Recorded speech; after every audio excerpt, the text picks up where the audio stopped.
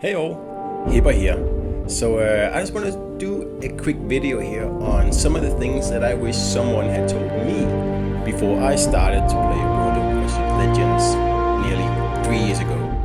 Alright, so the first thing to keep in mind is that this game may seem simple when you first look at it, or if you glance at someone else playing it. I mean, it looks like an arcade game where, you sail a ship and you shoot other ships. And while that may be true, there's a lot more to it than that, and this game is very deep with many layers that you have to know intricately to do well at the higher tiers especially. So it's kind of a simulation game in disguise here. I'm not gonna say it's a real simulation because it's not. It is an arcade game, but it's much more advanced than your average arcade game that you download off the App Store or whatever you do. This one is multi-layered and it takes a while to get good at. And when I say a while, it's a few thousand battles. Alright, next up, something I wish someone would have told me is go ahead and buy that premium time. Chances are you're only going to need it for the first month or so of playing. After that, premium time just seems to be something that you get all the time, and it's available. You can buy it if you really need it, but most people just pick it up through normal gameplay, through missions and campaigns and stuff like that. But it does help you out immensely in the beginning by allowing you to rake in more XP, and that will help you out in upgrading commanders and getting to the different ships a little bit quicker. Okay, next thing I wish someone told me is don't play AI. Really, the only reason you should play AI is when you are good at the game, just to do daily missions and stuff like that you don't really have time to do in standard, because AI battles tend to be quicker and less difficult. Let's just be honest here. The reason you shouldn't play AI as a new player is AI is just gonna teach you bad habits that you're going to have to unlearn as soon as you go into standard battles. So really there is no point to playing AI. If you practice in the lower tiers in standard battles, that's much better than in quotes practicing in AI, because in AI situations arise that will never arise in normal play against players, and if you get used to that kind of stuff and base your play on it, you're gonna have a terrible time. So no point playing it. Alright, next one is controversial, but in general this is true. Buying a premium ship is not going to make you a better player. There are a few tiny exceptions to this rule, and most of those aren't available for purchase anymore.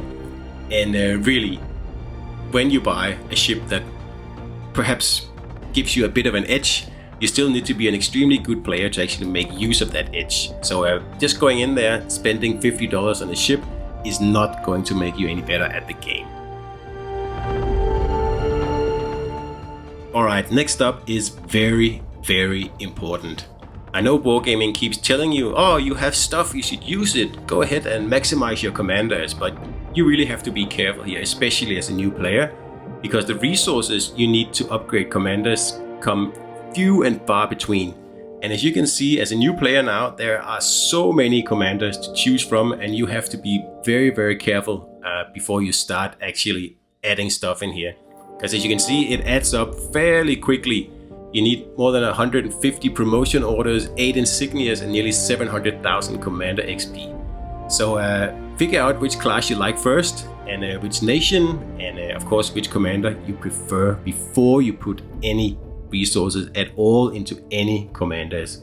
You can play 1,000 battles before you do that.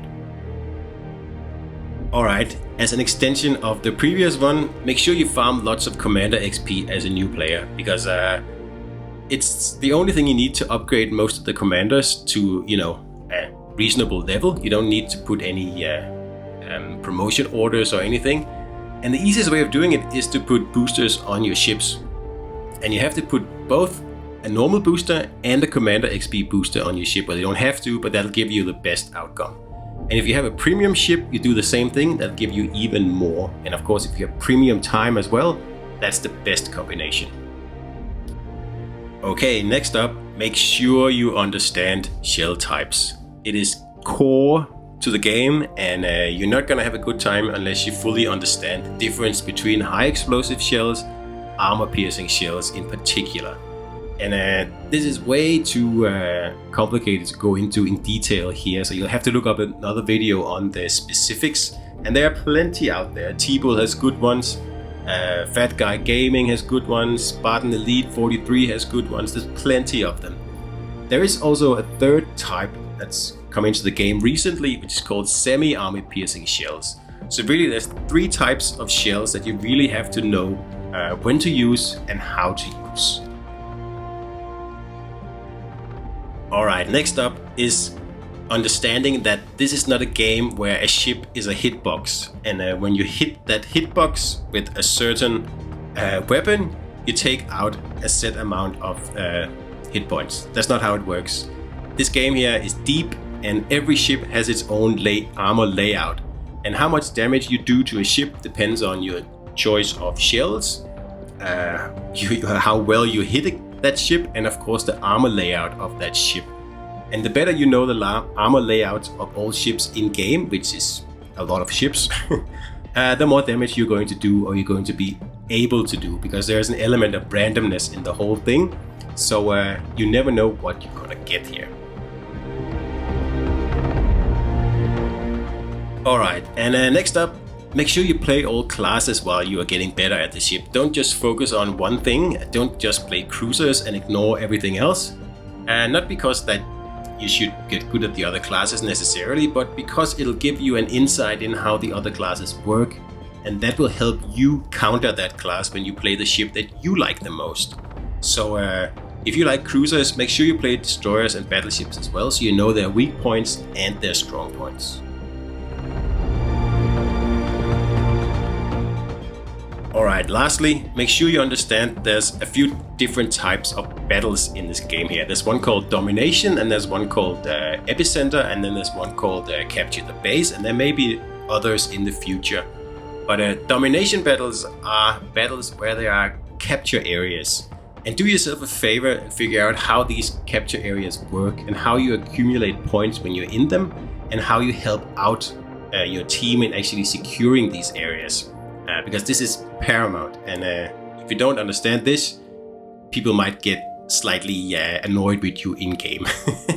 So that was my last little tip here, and I hope you enjoyed the video, and I'll see you out there.